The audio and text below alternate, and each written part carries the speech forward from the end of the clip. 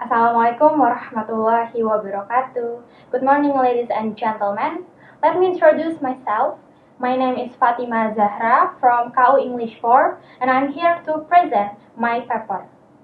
My research paper is about the relationship between makeup and self-confidence level among young college women. Right now, the outline of my paper is for sure is introduction, literature review, research method, result, discussion, and then conclusion. For introduction, we know that for young women, especially teenagers who are currently in college, self-confidence is currently being discussed among teenagers because it is something that every individual woman must have in order to appear bolder and stand out in front of others. With the use of makeup, they can change their appearance quickly and temporarily. This certainly raises many questions: how to get self-comfort and how self-comfort is obtained. It is undeniable that one of the components that build self-confidence is makeup. There are several studies which state that one of the factors that influence self-confidence is physical appearance. According to Saragi et al., people who have self-confidence will be confident and able to behave as expected and desired.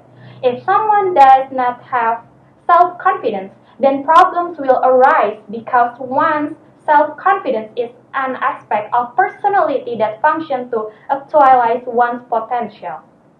Next, there are three research questions of my research paper.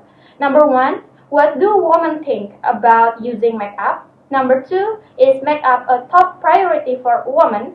And number three, how does using makeup affect self-confidence?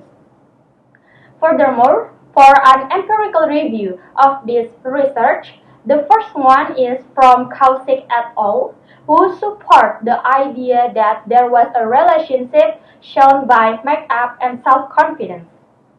The second one is from Kwan et al. Research showed significant relationship indicated by cosmetic advertising, pure-casing behavior, and self-esteem. The last one is from Chen and Meichi, state that there is a relationship between what was shown by semi-permanent makeup using makeup and an increase in participant body image confidence. Then there is also an empirical review that supports this research. That is the idea of definition of self-confidence proposed by Moon and Yu. They state that self-confidence is a self-evaluation that is judged by a person's ability to focus and positive think side. It means that individuals who have self-confidence are individuals who see themselves and judge themselves in a good and positive area so that they are able to adapt and improve themselves well, adjust to other people and the surrounding environment. Like with an empirical review of the definition of makeup involvement.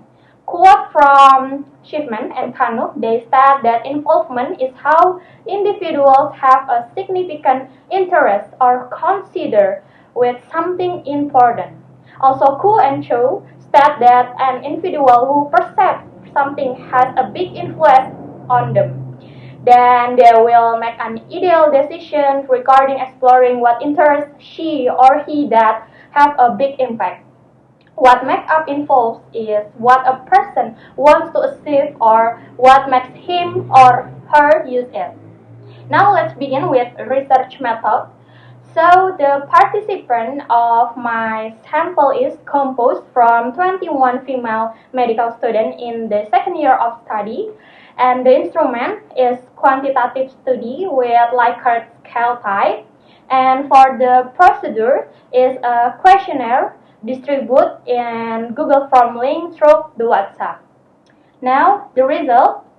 So the result is divided into 5 topics. Let's move to the First, result from respondents' answer on self-initiated use of makeup.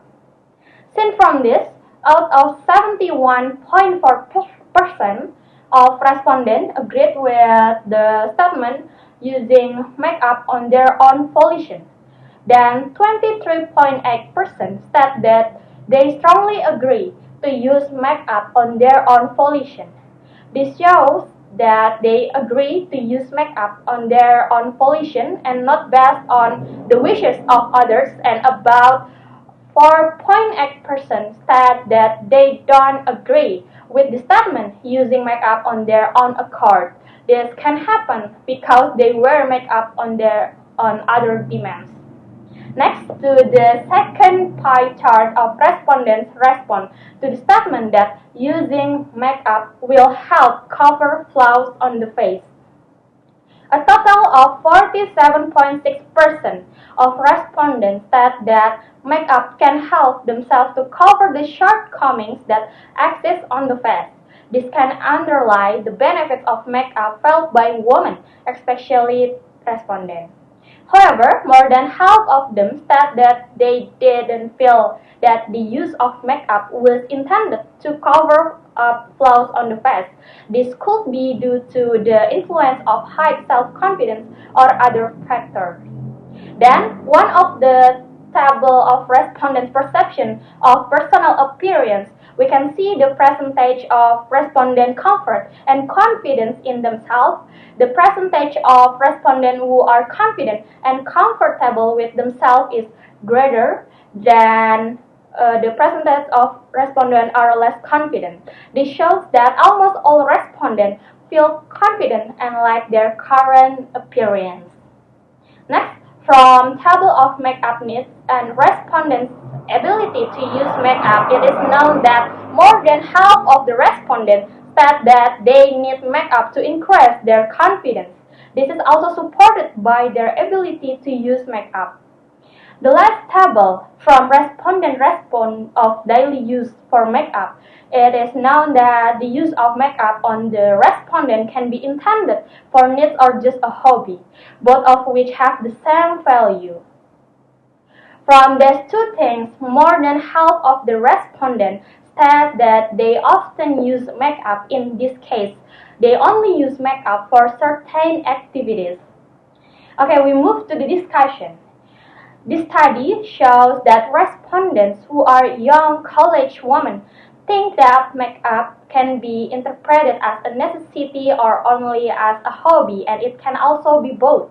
It is known that the self-confidence and self-comfort of almost all respondents when they don't use makeup are good, which means that they are comfortable and can accept themselves either with or without makeup. The two things can be interconnected, where respondents have a sense of self-acceptance, so they don't make up their main priority to use wherever they go. But makeup is used as a form to support, to increase self-comfort, and partly make it as a hobby.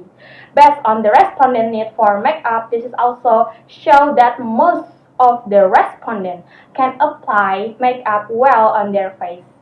It is known that one of the things that can support a sense of comfort in students physically is the use of makeup. College young women also agree that makeup affects their sense of self-comfort. There are positive things that are obtained by female students when using makeup, is that makeup can cover the shortcomings that exist on the face. This is in line with Wiranata's explanation, which explains that there are two functions of makeup. One of them, which is the camouflage function. Camouflage itself is defined if individuals feel their face are attractive when using makeup. Usually, the camouflage function is used by individuals to cover up their shortcomings, to make them look more attractive. So, we are almost in the end of my research. In the final analysis, surveys show that young college women feel confident even when they don't use makeup. However, even though they don't use makeup every day, most young women use makeup when there are certain activities. So makeup is not their priority to do every day. And makeup is used by young women to cover up all flaws.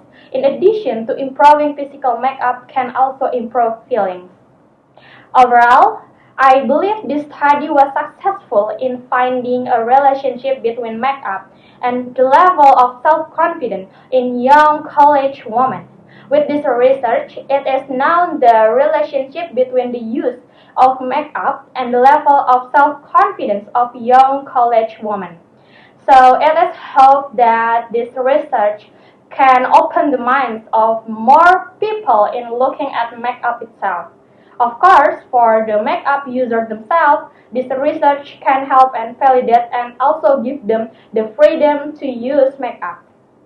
Further, future study may consider different design which might result in a cause-effect relationship and higher external validity. Okay, that's all my presentation. Assalamualaikum warahmatullahi wabarakatuh.